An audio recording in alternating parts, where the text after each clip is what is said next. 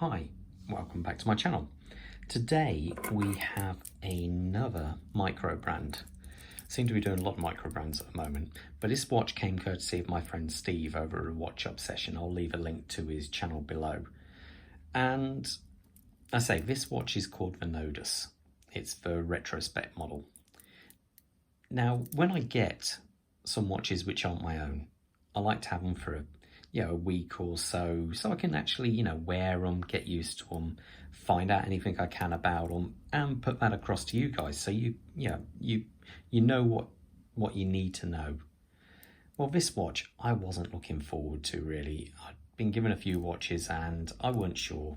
At first I looked at it was in amongst a few others and it didn't draw my attention. It's only when I put it on and started looking up the watch, finding more about it, that I actually really grown to quite like the watch. Let me get into the specs first. First things first, this is a 40.5mm case, so to me that's a really good size.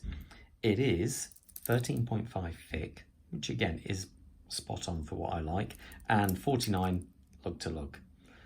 And it has a 22mm tapering bracelet. Now let's start off with that dial. Now, just looking at the dial here, we've got the salmon model. Now, there are various model colours to choose from, but salmon is a little bit different, kind of funky in some ways. Now, what I really like on this dial, I love the sandwich effect we have with these hour markers. Don't know how well I can zoom in. As you can see, they're sandwiched in, and it's as if they taper down at the ends. I'm not sure, but it looks to do that, and it's quite an interesting look. So suddenly you've got a lot more depth to this sunburst dial, and little things like that I quite like. I like the fact the hands are a little bit different to most others. I love that blue second hand, which goes right the way out and slightly past and into the minute track. Just little things like that, I must admit, I really like. Now, the watch is loomed. Let me just put a flashlight on here, you can see. And it is against the salmon. The blue looks fantastic. I even love the way they have framed the date with that tiny bit of loom. Something didn't have to be done, but it's done so well. The only questionable feature here, I would say, is the green on the bezel. I'm not quite sure why they did green, but it's there nonetheless, so not much you can say about it. So, as for the dial, it's really quite nice. I'm quite taken by it. The chapter ring as well isn't just a straight cut ring. It looks like it curves in on an angle slightly. The actual glass on this is a heavily domed, as you can see there, sapphire. And I believe it's got blue AR coating on the underside. And again, it's just little touches. It goes right away out to the bezel. You seem to get, even though it's only a 40mm, that 40.5mm watch, it looks like a lot of dial. And I say it's little things which grown on me. As we come out, you've got this heavily dished bezel. Now again, you can get different versions of this. This comes with stainless steel. You can get ones where it has an insert, but this stainless steel one really suits this watch. And when it comes to bezel action, it's really nice. I think it just feels really good. There's hardly any back play. There's a little bit. Yeah, there's a little bit on every so often. But it is just very nice to use bezel. Let's get back, and it does line-ups.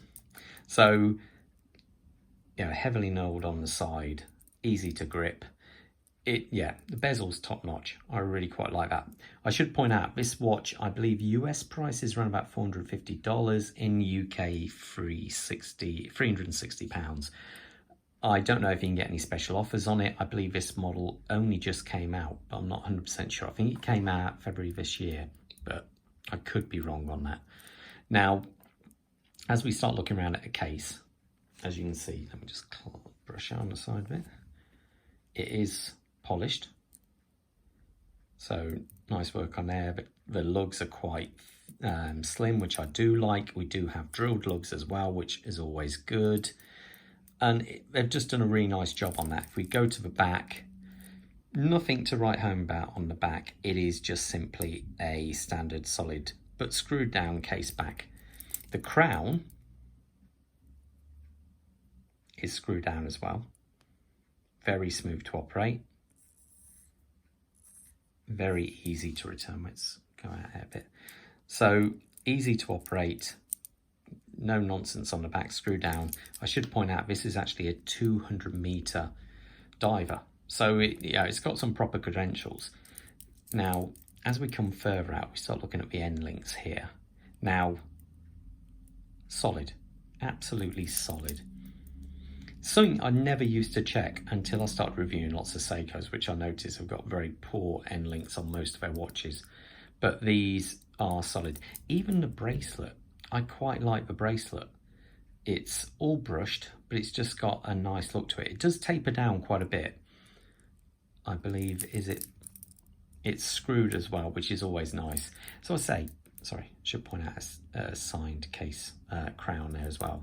So as I say, there's nothing, it's almost like there's nothing special apart from maybe the sandwich dial, but everything it does well. It's very hard to find any weak spots on this. We come out to the clasp, fold over with a safety lock, and we've got nice engraving on that. We have 6 levels of micro adjustment with a milled out fold over section. So again, all really quite nice. It's a solid watch. I don't know if Salomon would be my first choice, but to be fair, it really has grown on me. It was one of these, as I say, I was struggling to think, to like kind of review it, because I was thinking, you've got to bond with the watch a little bit. And this one I definitely have. It does use the Seiko NH35 movement, which, to be fair, at this price point, most do. It's either the Seiko or the Miyota movement, it tends to be. But the big difference with this one is they've actually gone out and regulated it. Not just in one position, like when you get people who regulate a watch and say, I've got it down to 0. Well, that's great, but that's only in one position. This has been done in 4 positions. So down, up, across, and across. So to actually go to that point, and they actually do state that the movement should be good for plus or minus 10 seconds. Now, if you were to buy a Seiko with an NH35 movement in there, you wouldn't get that. They tend not to regulate it. They normally say plus or minus 30 seconds either way or something like that. And this one, they've gone to the trouble of actually regulating it. And I think that is a major plus for these people. Really, really impressed by that. I've been getting about 5 seconds out of this one. So absolutely super impressed. Really, really is nice. Let me show it on the wrist. It's one of the wrist check. I'm wearing a Breitling Colt 41.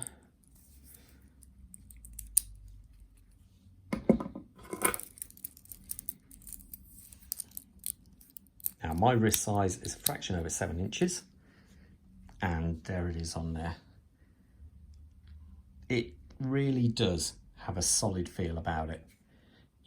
Normally I draw up a list when I'm reviewing stuff, and I like to think, plus, negatives, what do I think, what could they improve on, or whatever. And this one, it's just all pluses. A lot of ones I do, I always think, wow, the dial's nice, but the bezel's useless, or wish it had a screw down crown, or whatever. But this one, I say everything it does really well. So I've got a real thumbs up for this one. It's not a brand I'd heard of before, but I will be interested to look at their other watches from now on. So anyway, I hope you like that little review, and I will see you at the next one. Stay safe out there. Take care. Bye.